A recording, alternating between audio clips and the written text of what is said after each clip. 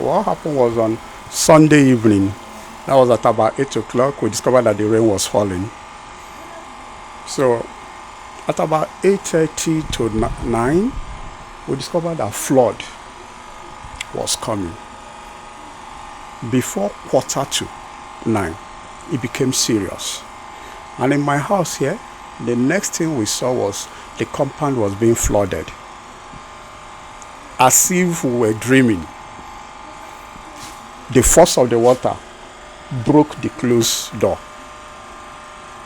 And then the flood came in like, as if it came on a vengeance. The flood water, the level of the water got to my chest. And I was in the house, my wife, my two sons. My two sons, one of them was the last one. So we helped that one to climb the ceiling.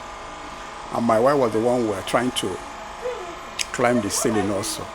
But she couldn't. So everything in the house was floating. The settings, the fridges, the deep freezer. So we were able to help her to climb on the deep freezer and then to hold thereafter. So we were there, she was like that for about 1.5 hours.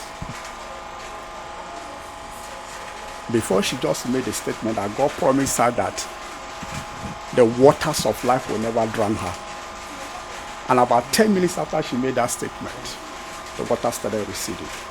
But as at this time, everything in the house was floating, flooded.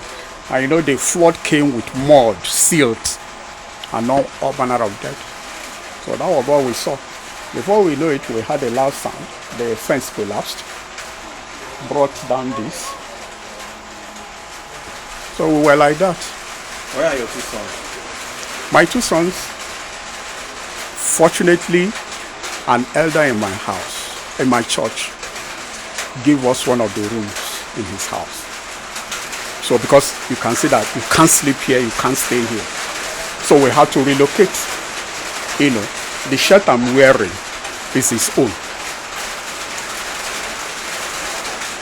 So my two sons are over there. That is my wife outside. This car was parked here, but the flood moved the car. That hillock is an official hillock. It was parked facing this direction, but it was the flood that turned it. Now, if not for the fence in the compound, and if not that the cars were parked in the compound, obviously they would have been damaged like the other cars.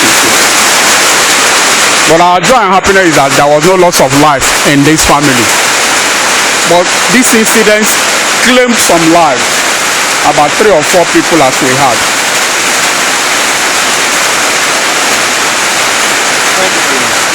So we are pleading to the authorities and the developers to come to our help, to assuage this monumental loss. You can see it, you know. And these are the things we have gathered over the years. You know, picking. Today you're able to make 100 naira.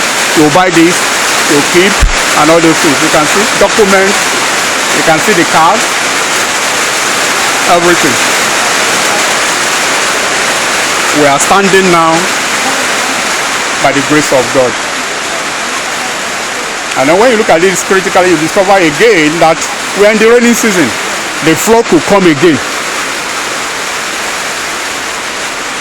So while we are pleading with the authority, with the government, we are also pleading with the developer, particularly in my case, because while others could still manage, clean their compound and stay in their house, my own have been destroyed and damaged. There is nothing I can do other than to be reallocated to another place.